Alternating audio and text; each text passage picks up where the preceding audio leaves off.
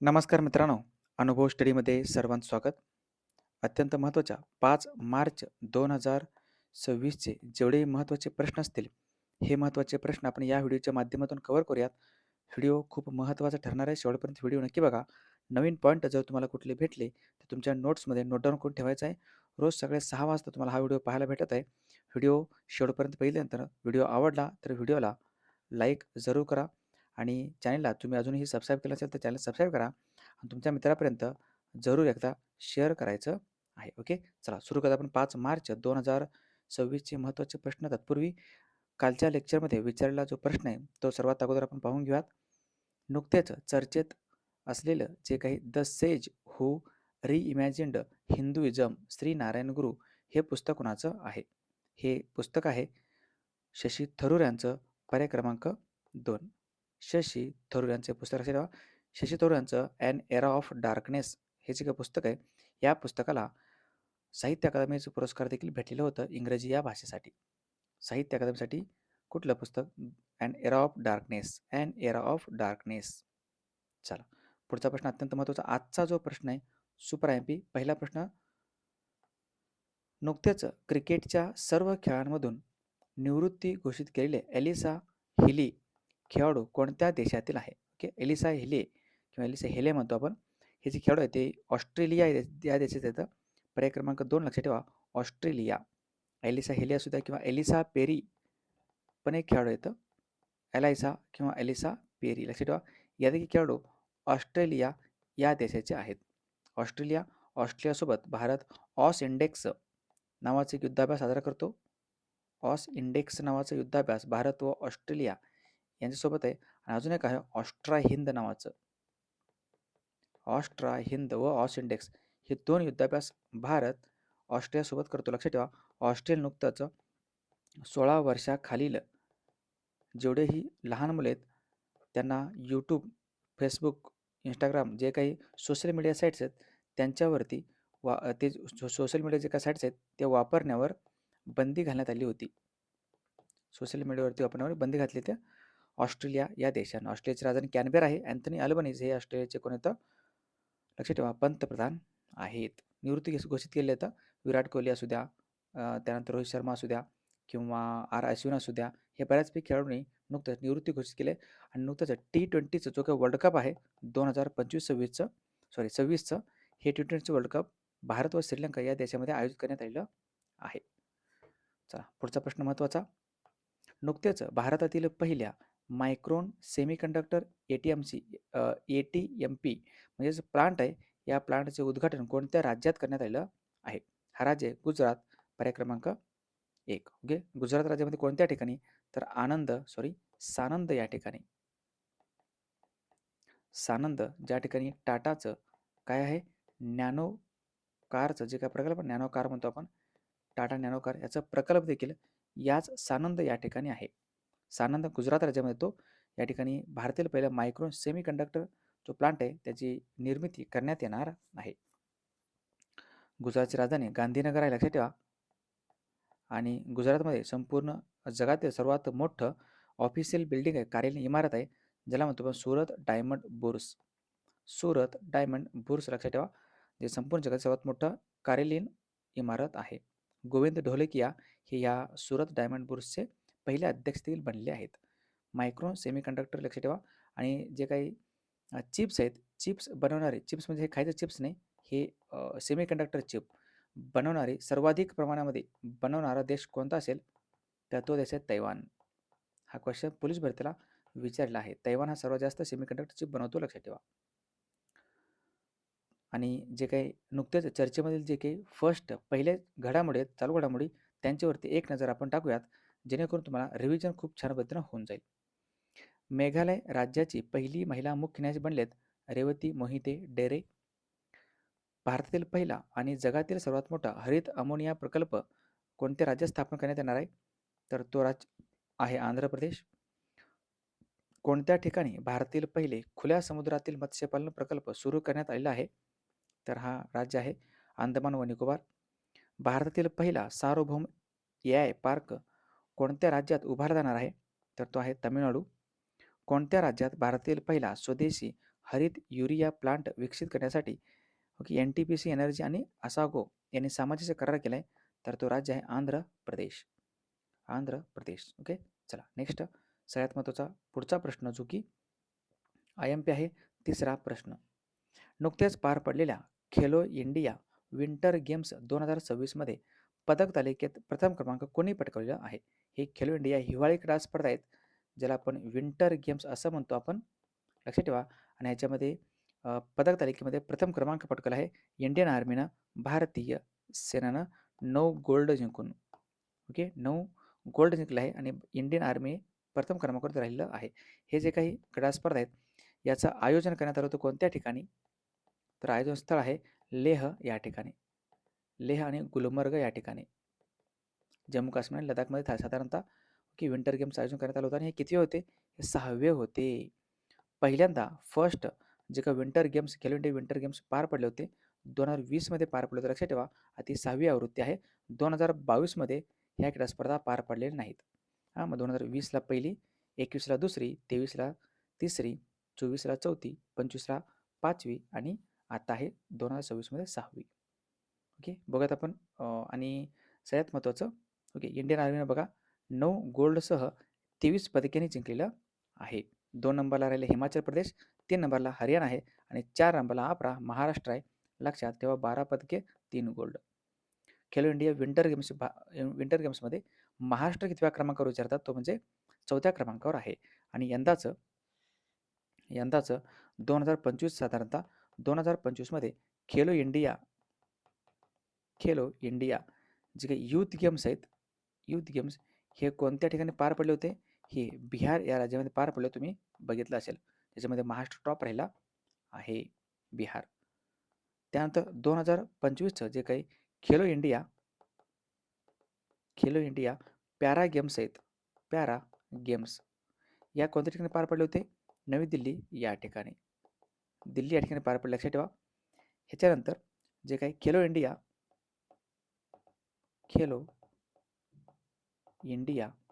जे काही beach games आहेत, बीच गेम्स हे कोणत्या ठिकाणी पार पडले होते? 2026 मध्ये हे पार पडले तर दादरा नगर हवेली आणि दीव दमण या ठिकाणी. लक्षात ठेवा दीव बीच या ठिकाणी हे पार पडले तर Khelo India beach games IMP आहे. ओके, आणि यावर्षी 2026 मध्ये पहिल्यांदा होणार आहे Khelo India tribal games. Khelo India tribal games हे होणार आहेत. ओके, 2026 मध्ये कोणत्या ठिकाणी? छत्तीसगडमध्ये. खेलो इंडिया ट्रायबल गेम्स पहिल्यांदा पार पडणार छत्तीसगडमध्ये. लक्षात ठेवा. अजून पण काही क्रीडा स्पर्धा असेल तर ते आपण पुढे बघूयातच. चला पुढचा प्रश्न, चौथा प्रश्न अत्यंत महत्त्वाचा. नुकतेच मुंबईच्या वानखेडे स्टेडियममध्ये कोणत्या भारतीय क्रिकेटपटूंच्या नावाने एक नवीन स्टँड उभारण्यात आलेलं आहे? हे वानखेडे स्टेडियम कुठं आहे विचारते तुम्हाला? मुंबईमध्ये आहे. आणि ह्याच वानखेडे स्टेडियममध्ये BCCIचं देखील हेडक्वार्टर आहे. हो, okay. Board of control cricket in India BCCIचं हेडक्वार्टर इथंच आहे. आणि या ठिकाणी एक नवीन स्टँड उभारण्यात आलेला आहे. रवी शास्त्री यांच्या नावानं, पर्याय क्रमांक 3. रवी शास्त्री हे साधारणतः मला वाटतं 2017 पासून ते 2021 पर्यंत भारतीय टीमचे मुख्य कोच होते, मुख्य प्रशिक्षक म्हणून देखील यांनी काम केलंय. रवी शास्त्री यांनी 1983 जो काही वर्ल्ड कप होतं, वन डेचं वर्ल्ड कप जो भारताने जिंकलं होतं, पहिला वन डेचं वर्ल्ड कप, या संघाचे देखील हे भाग होते. रवी शास्त्री ऑलरेडी या ठिकाणी जे काही स्टँड आहेत, कुठं? वानखेडे स्टेडियमवरती स्टँड आहेत. या ठिकाणी सचिन तेंडुलकर यांच्या नावाने स्टँड आहेच. सचिन तेंडुलकर यांच्या नावाने स्टँड आहे. आणि दुसरं सुनील गावस्कर यांच्या नावाने स्टँड आहे. आता तिसरं होणार आहे कुणाच्या नावानं? रवी शास्त्री यांच्या नावानं. रवी शास्त्री 3 यांच्या नावाने महानतम स्टँड आहे. स्टँड म्हणजे काय? ज्या ठिकाणी लोक बसतात बघा मॅच बघायला, तो वालं. ओके, हां, अजून एक माहिती सांगतो. याच्या व्यतिरिक्त याच वानखेडे स्टेडियममध्ये 3 गेट्स आहेत. गेट जिथून आत एंट्री करतात लोक, 3 गेट्सची पण नावं चेंज करण्यात आली आहेत. लक्षात ठेवा. 3 गेट्सची नावं पण दिलेत आपण. कुणाच्या नावाने येतं? एक दिलीप सरदेसाई यांच्या नावानं एक गेट आहे असणार आहे. तिथून पुढं दुसरं एकनाथ सोलकर आहेत. एकनाथ सोलकर आणि तिसरी व्यक्ती महत्त्वाची आहे, तर त्याचं नाव आहे डायना एडल्जी. डायना एडल्जी लक्षात ठेवा. या तिघांच्या नावानं काय 3 गेट्सची नावं आता असणार आहेत. वानखेडे स्टेडियम IMP आहे. BCCI याचं नवीन अध्यक्ष बनले तर मिथुन मनहास. मिथुन मनहास लक्षात ठेवा. ओके. आणि देवजित सैके हे कोणतं सचिव आहेत BCCIचे IMP आहे. चला, आय होप तुम्हाला माहिती कळलं असेल. हे तर रवी शास्त्री. चला, 5वा प्रश्न. नुकतेच खालीलपैकी कोणत्या देशातून भारतामध्ये 9 चित्ते आयात करण्यात आलेलं आहे? हे 9 चित्ते आपण आणले आहेत. बोट्सवाना या देशामधून पर्याय क्रमांक 1. बोट्सवानामधून 5 आपण मादे आणलेत. ओके, लक्षात ठेवा. IMP आहे हे. बोट्सवानावरून आपण नुकतंच चित्ते आणले आहेत आणि किती 9 आणलेत. ओके, मग याच्यापैकी 6 मादे आहेत, 5 नाही 6 मादे आहेत प्लस 3 नर आहेत. 6 मध्ये 3 नर आपण आणले. तर सर्वात पहिल्यांदा आपण नामिबियावरून चित्ते आणले होते. सर्वांना माहिती होतं. नामिबियावरून आपण सर्वात पहिल्यांदा 8 चित्ते आणले होते. 5 प्लस 3. ओके, 5 प्लस 3 असे आपण 8 चित्ते आणले होते सर्वात पहिल्यांदा नामिबियावरून. जे आपण कुनो आहे ना, कुनो राष्ट्रीय जो उद्यान आहे, या राष्ट्रीय उद्यानामध्ये आपण मध्य प्रदेशमध्ये येतं हे. या ठिकाणी आपण हे ठेवलेले होते. आता देखील आपण कुठे ठेवणार आहे? कुनोमध्येच ठेवणार आहोत. लक्षात ठेवा. नामिबियावरून आपण 8 चित्ते आणले होते. सर्वात पहिल्यांदा 2022 मध्ये आणले होते बघा. 2022 मध्ये 17 सप्टेंबर 2022 मध्ये मोदींचा वाढदिवस होता. तुम्हाला माहिती असेल. जे काही भारतीय चित्ते आहेत ना, चित्ते हे एक तर आपण नामिबियावरून आणले होते. ओके, दुसरा अजून एक देश आहे जो आपण आणले होते ते दक्षिण आफ्रिका. लक्षात ठेवा. दक्षिण आफ्रिका बरोबर आपण 12 चित्ते आणले होते. दक्षिण आफ्रिका, त्यानंतर नामिबिया आणि बोट्सवाना ह्या 3 देशातून आपण, आफ्रिका खंडातील 3 देश आहेत. ह्या 3 देशातून आपण काय आणले होते? चित्ता आणलेले आहेत आपल्या भारतामध्ये. समजलं? लक्षात ठेवा. 1900 साधारणतः 52 मध्ये जो चित्ता आहे, भारतीय चित्ता हा संपूर्ण भारतामधून समूळ नष्ट झालेला आहे. आता आपण आणतोय आणि ठेवतोय. अशी माहिती देत आहेत कोण? भारताचे केंद्रीय पर्यावरण मंत्र्याचे मंत्री. भारताचे केंद्रीय पर्यावरण मंत्र्याचे मंत्री आहेत भूपेंद्र यादव. भूपेंद्र यादव लक्षात ठेवा. सर, हे आपण 9 चित्ते आणले तर कुठे ठेवलेत आपल्याला? कुनो राष्ट्रीय उद्यानामध्ये. लक्षात ठेवा, कुनो राष्ट्रीय उद्यान.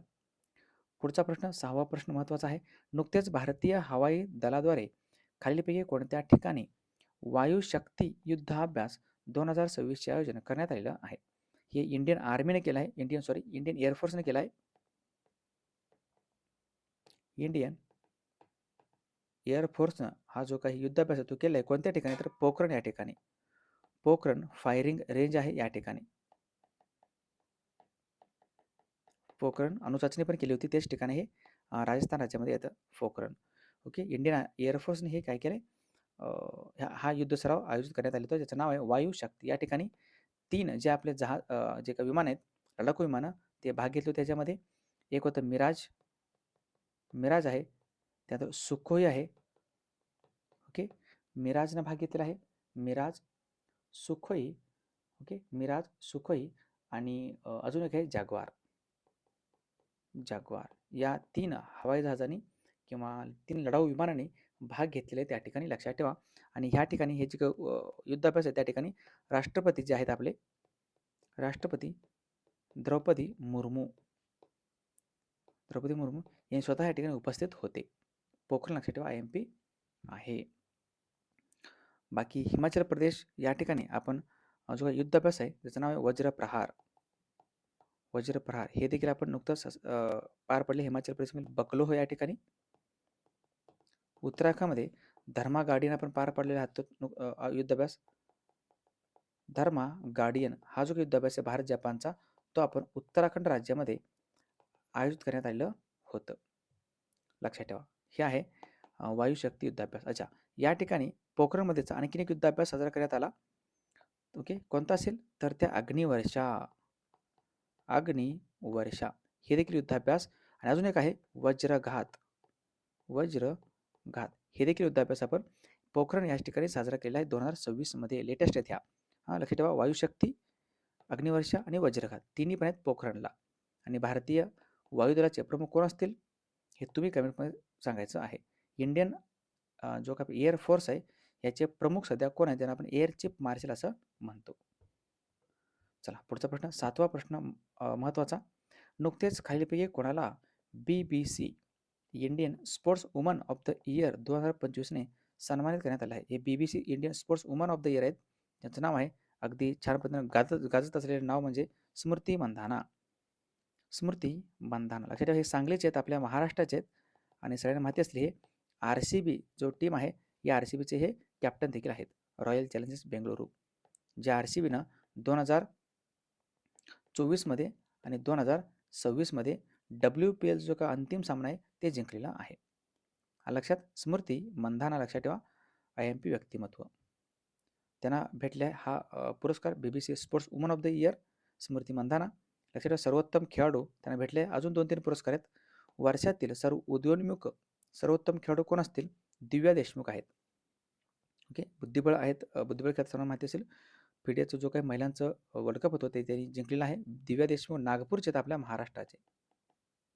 नागपूर महाराष्ट्राचे उदयोन्मुख खेळाडू एमर्जिंग प्लेअर म्हणून त्यांना पुरस्कार भेटला आहे. त्यानंतर वर्षातील सर्वोत्तम पॅरा स्पोर्ट्स वुमन कोण असतील, IMP क्वेश्चन, तर ते होते प्रीती पाल. प्रीती पाल, अच्छा, प्रीती पाल हे उत्तर प्रदेशचे आहेत खेळाडू, लक्षात ठेवा. सॉरी, उत्तर प्रदेश येतं. आणि हे कोणता खेळ यांचा, रनर स्प्रिंटर आहेत, लक्षात ठेवा. स्प्रिंटर आहेत, परंतु हे पॅरा ॲथलीट आहेत, लक्षात ठेवा. ह्यांनी संपूर्ण जो पॅरिस ऑलिम्पिकला स्पर्धा पार पडली होती नुकतंच, पॅरिस ऑलिम्पिकमध्ये, ओके, एकाच खेळामध्ये 2 पदके जिंकणारी, एकाच खेळामध्ये 2 पदके जिंकणारी पहिली म्हणतो मी, फर्स्ट पॅरा ॲथलीट कोण असतील, तर ते आता प्रीती पाल, ज्यांनी कांस्य पदक जिंकले होते दोन्ही पण वेळेस. ओके, यांचं रनर आहेत, एक तर 100 मीटर आहे, दुसरा 200 मीटर. 100 मीटर आणि 200 मीटर प्रीती पाल.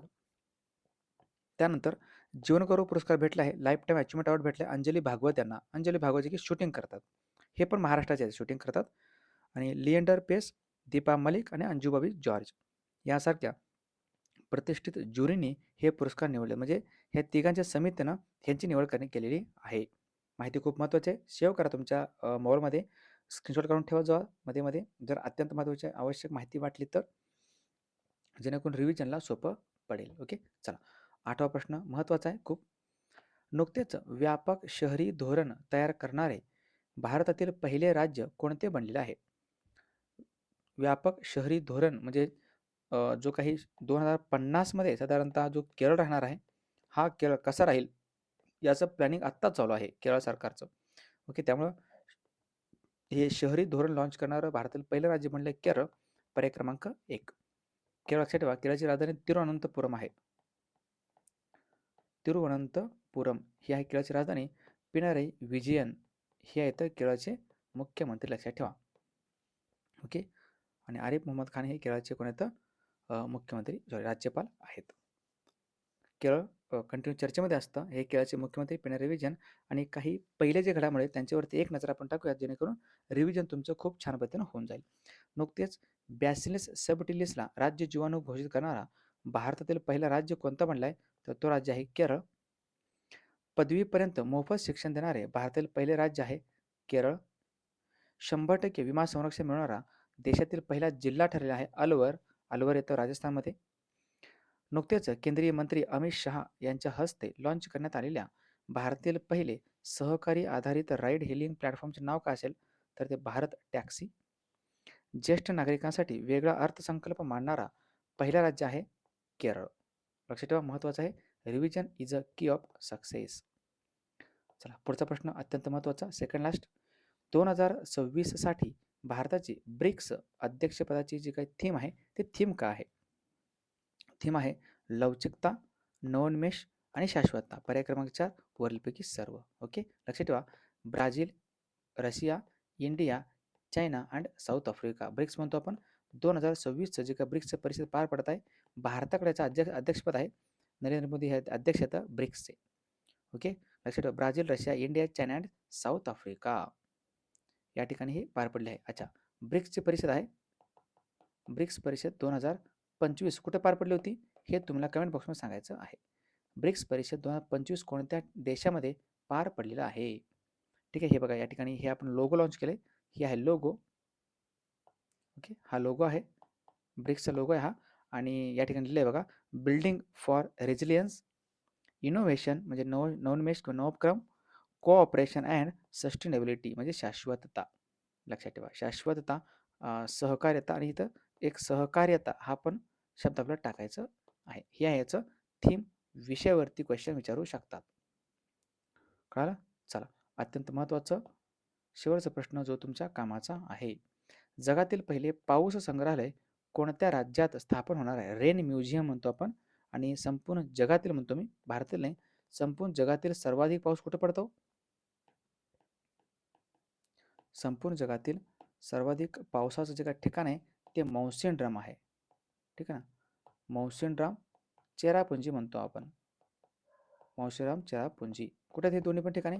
मेघालय राज्यामध्ये येतात. मेघालयमध्ये कुठे येतात? खासी टेकड्यामध्ये येतात. गारो खासी टेकड्या या ठिकाणी आहेत. ह्या खासी टेकड्यामध्ये येतात, लक्षात ठेवा. आणि याचं उत्तर आहे पर्याय क्रमांक 2 मेघालय. त्याची राजधानी आहे शिलाँग. मेघालयची राजधानी काय असेल? शिलाँग आहे. मौसिनराम चेरापुंजी या ठिकाणी सर्वात जास्त पाऊस पडतो, लक्षात ठेवा. या ठिकाणी आपण रेन म्युझियम स्थापन करणार आहोत. हे आहे रेन म्युझियम मौसिनराम. चला, हे अशा पद्धतीचे अत्यंत महत्त्वाचे प्रश्न होते. आता बघत आपण रिव्हिजन, कालच्या प्रश्नांचं रिव्हिजन इज अ की ऑफ सक्सेस. ओके, चला, तुम्ही आता नवीन असाल तर चॅनलला सबस्क्राईब करा, तुमच्या मित्रांपर्यंत शेअर करा. आणि डेली करंट अफेअर्स आणि जी के नक्कीच तुम्हाला आवडत असेल तर तुम्ही रोज न चुकता बघायचं आहे. चला, कालच्या प्रश्नावरती एक नजर टाकूयात आपण. कोणत्या बँकेने भारतातील पहिली सौर ऊर्जेवर चालणारी एटीएम व्हॅन, त्याला TGB ऑन व्हील्स असं म्हणण्यात आले, ते लॉन्च केलेलं आहे? हे आहे त्रिपुरा ग्रामीण बँक. TGB म्हणजे त्रिपुरा ग्रामीण बँक. लेनाकापावीर हे दीर्घकाळ चालणारे इंजेक्शनने बनवलेले HIV प्रतिबंधक औषध लॉन्च करणारा जगातील पहिला देश कोणता असेल? तर तो झिम्बाब्वे, ज्याची राजधानी तर हरारे. फिशिंग कॅटच्या पहिल्याच मूल्यांकनामध्ये कोणत्या राज्यात सर्वाधिक संख्या आढळलेली आहे? तर तो राष्ट्रीय उद्यान आहे काझीरंगा, जे की आसाममध्ये येतो. भारतीय सैन्याद्वारे कोणत्या राज्यात अग्निवर्षा युद्ध अभ्यास पार पडला आहे? राजस्थानमध्ये पोखरण या ठिकाणी. महाराष्ट्रात हिंगोली येथे उभारण्यात येणाऱ्या लायगो वेधशाळेचे कंत्राट कोणत्या कंपनीला देण्यात आलेलं आहे? ही कंपनी आहे लार्सन अँड टुब्रो, L&T. 7वे आशिया आर्थिक संवाद 2026चे आयोजन कोणत्या ठिकाणी करण्यात आलं? पुण्यामध्ये.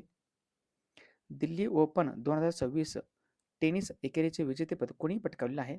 स्टेफानोस साकेलार्डिस.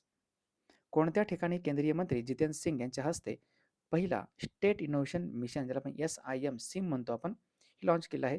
अगरतळा, त्रिपुराची राजधानी या ठिकाणी. मणिपूरमधील हिंसाचाराची चौकशी करणाऱ्या चौकशी आयोगाचे नवीन अध्यक्ष बनलेत कोण? त्यांचं नाव आहे न्यायमूर्ती बलबीर सिंग चौहान. पूर्वी होते अजय लांबा, ज्यांनी राजीनामा दिलं. नुकतेच हत्या करण्यात आलेले अयातुल्ला अली खमेनी हे कोणत्या देशाचे सर्वोच्च नेते होते? तर ते इराणचे सर्वोच्च नेते. ओके, चला, या प्रश्नाचं उत्तर सर्वांनी कमेंट बॉक्समध्ये नक्कीच द्यायचं आहे. कमेंट बॉक्समध्ये उत्तर देत चला, आणि जेणेकरून तुम्हाला फायदा त्याचा होऊन जाईल. ओके, चला, नुकतेच कर्नाटकला हरवून पहिल्यांदाच रणजी करंडक ट्रॉफी 2025-26चे विजेतेपद कोणी पटकाविले आहे? पहिल्यांदा रणजी ट्रॉफी कोणी जिंकलं असेल? ऑप्शन तुमच्या समोर उत्तर द्यायचं आहे. उद्या सकाळी आपण आल्यानंतर ह्या प्रश्नाचं उत्तर बघू, आणि मग पुढचे उद्याचे 10 नवीन प्रश्न आपण बघूया. ओके, जास्त माहिती तुम्हाला सांगत नाही, म्हणजे प्रश्नाच्या अनुषंगानं जे 2-3 ते एक्स्ट्रा पॉईंट मी सांगतो ते तुमच्या कामाचे असतात. कंटिन्यूपणे बघत चला, कारण जर तुम्ही कंटाळा केलात, जाऊ दे हे काय आहे, असंच आहे, तसंच आहे, हे काय असं पेपरला येतं का, तर नक्कीच तुम्ही त्या ठिकाणी तुम्हाला त्याचे फळं भोगावे लागतील पेपरच्या वेळेस. ओके, त्यामुळे करंट अफेअर्स हा एक असा विषय जो तुम्ही रोजच्या रोज वाचणं गरजेचं आहे. चला, आणि हे आपले 3 पुस्तकं सध्या मार्केटमध्ये अवेलेबल आहेत. राजगुरू, नादवर्देचा आणि स्वप्नपूर्ती सिरीज पण रोज रात्री लाईव्ह आपण यूट्यूबवरती घेत असतो 9 वाजता, तुम्हाला माहिती असेल. नसेल माहिती तर रोज लाईव्हला येत जावं ह्या स्वप्नपूर्ती सिरीजसाठी. आणि स्वप्नपूर्ती पुस्तकावरती सध्या पेपर आहेत जवळच्या जवळ पोलीस भरतीचे, त्यामुळे हे पुस्तक तुम्हाला 199 रुपयाला, 199 रुपयाला तुम्हाला हे पुस्तक घरपोच अवेलेबल करून देण्यात आलेलं आहे. ऑफर आहे सध्या ही, ह्या पुस्तकाची ऑफर आहे, लक्षात ठेवा. ह्या नंबरला व्हॉट्सअपला मेसेज करा, तुम्ही ऑफरमध्ये पुस्तक घेऊ शकता. आणि बाकीचं ॲमेझॉन, फ्लिपकार्ट आणि MPSC बुक्स या 3 वेबसाईटवर तुम्हाला कोणती पुस्तक अवेलेबल आहेत. घरपोच कॅश ऑन डिलिव्हरी देखील मागून घेऊ शकता. चला, इथं शेवटपर्यंत व्हिडिओ बघितल्याबद्दल धन्यवाद. नक्कीच तुम्हाला व्हिडिओ आवडला असेल तर व्हिडिओला लाईक करा, शेअर करा आणि तुम्ही नवीन असाल तर चॅनलला सबस्क्राईब करा. भेटूयात नेक्स्ट उद्या सकाळच्या 6 वाजताच्या बुलेट रॅपिड फायरमध्ये, रात्री 9 वाजता स्वप्नपूर्ती सेजमध्ये. थँक्यू. जय हिंद.